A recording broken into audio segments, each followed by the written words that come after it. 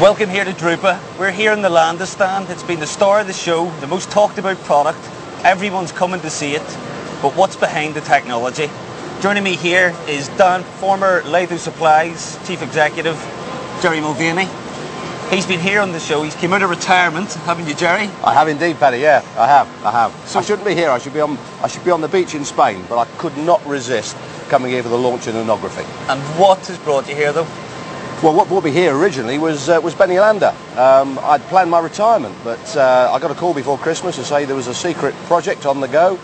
Did I want to take part in that secret project? They wouldn't tell me what it was. I couldn't know what the technology was or the products. But the name of Benny Landa just drew me here. I had to be here. So you basically got a phone call, and there was no what's behind it. It was just a secret project, and you came to do this for this. Benny Landa's name was good enough to get me here. Absolutely. Okay. And I'm very pleased to be here, I have to tell you. Now, you've told me the S10 is the star of the show. Absolutely. It's the one that everybody here wants to watch, wants to see. We've got a range of sheet-fed digital offset presses. We have a B3 and we have a B2. And there are some B3 and B2 other digital presses here at the show. There aren't any other B2 or B3 digital offset presses, but certainly there is not another B1 digital press at Drupa. And this is the one that everybody is wanting to see. It's a B1 format, 13,000 B1 sheets an hour, Paddy. And every single sheet can be different. Absolutely amazing. The look on people's faces when you explain what this machine will do is just a joy. You see a big smile come up on their face when they start to understand what the product is. But the technology is still in development. It's not proven, but people are coming to see it. Well, you say it's not proven. We've got presses here which are printing. Mm-hmm. We're not using anything overly revolutionary. We've actually taken, Landa have taken standard ink particles, ink pigment particles, and they've reduced them down to a nano size. So the ink particle itself is a standard ink particle. The revolutionary thing and the clever thing that Landa has done has been to reduce it to a very, very, very small particle size. And that gives the particles some unique characteristics. It changes what they do. They stick to anything. You know, we're printing here on a B1 press, we're printing on paper, coated and uncoated, we're printing on board, we're printing on plastics. The nanoparticles will stick to anything. They're very, very resilient. They become inert when they're in a nano format, so they don't actually react to anything. They don't react to UV, they don't react to heat, light, cold or whatever. It's suitable for packaging, of course, therefore. They also don't refract light, they reflect it. So you get a much more vibrant colour, much more brighter colour and a much bigger colour gamut. How will these machines sit beside offset? Because they're meant to originally complement, but I have heard a quote from Benny saying that they will eventually replace offset. Well, I think they will, because the run lengths in offset are coming down. These presses are really designed for those people who want to use the shorter run work that they've got on their offset and migrate it to digital. Run lengths of around 5,000 to 6,000 are the sweet spot for this B1 press. It's far more cost effective than printing an offset at this at that level. The particles themselves lay down a very, very thin ink layer. It's easier to say that when you haven't been here for 6 days. A very thin ink layer, and that thin ink layer reflects a very, very high degree of colour intensity. So we're using about 60% of the normal layer that you would use on an offset press, and that comes with all the associated cost-saving benefits. So are you saying it's going to be offset quality at shorter run lengths? Offset quality, cheaper to print than offset, up to 5,000 copies. B1 format, which means you've got all the opportunities to finish at a larger scale. You've got 8-up finishing if you need it. And of course every single sheet, if necessary, can be personalised, something that no one else can do on offset. So why isn't the technology available now? What's going to happen between now and the next 18 months whenever it's actually launched? We come to Drupa, probably we would have preferred Drupa to be 9 months later, but even Benny Landa can't move Drupa, so Drupa is here. We would have been better later in the year. Having said that, we've got cooperation ongoing at the moment now with Komori. We've announced cooperation with Komori, cooperation with Heidelberg and with Roland. We've also got cooperation with some of the digital front-end manufacturers and some of the substrate manufacturers. The missing piece of the jigsaw has been the customers. To go and find customers from all over the world, it's not an easy task. It's time consuming and expensive. We come here, we stand here at Drupa, the world comes to us.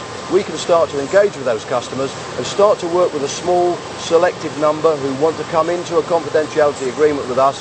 We're sharing the technology, and then we can start to understand the customer requirements as we bring the press to a commercial level ready to install in 2013. Because people are placing orders. We have heard of people actually placing orders, putting money down in the machine, so they're actually getting information that isn't freely available to the press and the rest of the public. That's right. Is that why they're putting the money down? That's right. They want to be part of the game.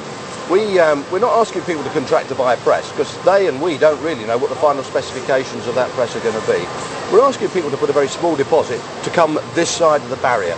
And when they do that, we can share a lot more of the commercial and the technical information. We can ensure that we understand what their needs are as we bring this press to market.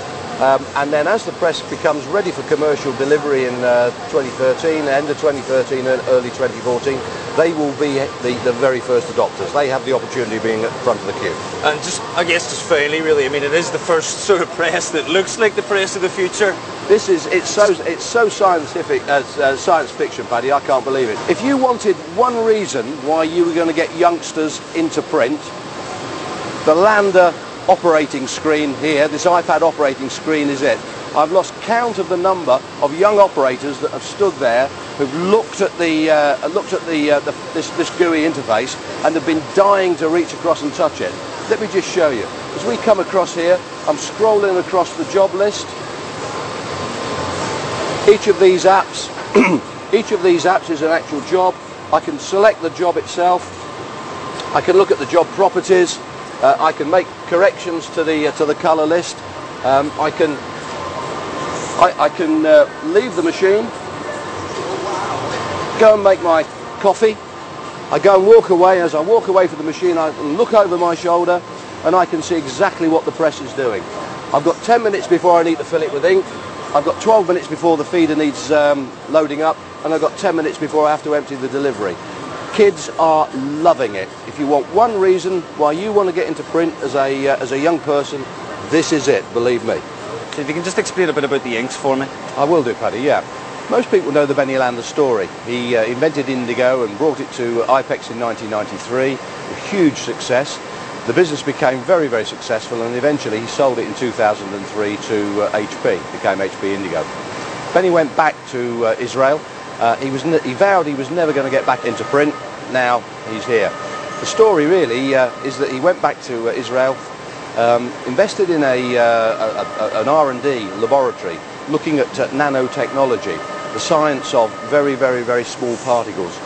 They were investigating those particle use in a variety of different technologies, in hair care, in energy, in eyewear, but they discovered that if you take an ink pigment particle and you reduce it down to a nano size, the properties of that particle change. The ink itself becomes completely inert, so it doesn't react to any other outside influence. It sticks to pretty well anything. Board, paper, coated or uncoated, sticks to most of the plastics that are used in the packaging industry.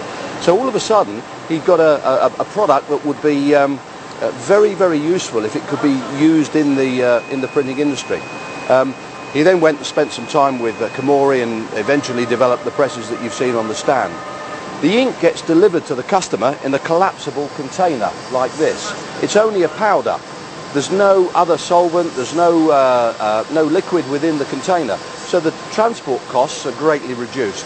The container arrives at the customer's office. The customer puts his own tap water into the container to actually bring the ink up, to mix the ink into a suspension and prepare it ready for the press.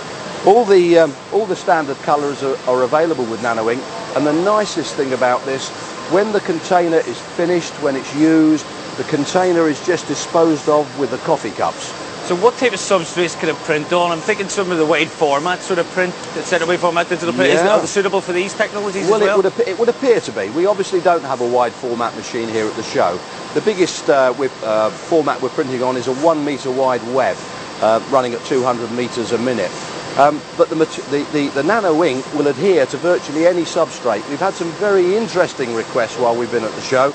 We've had people asking us if we can print onto metal.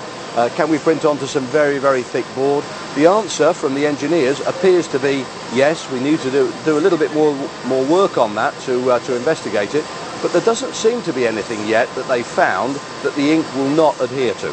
So I guess, would it be a natural progression? I know you aren't sort of part of the Landa core as such, being brought in from the outside. Would it be a natural progression perhaps for Landa then to move in and design a wide format device?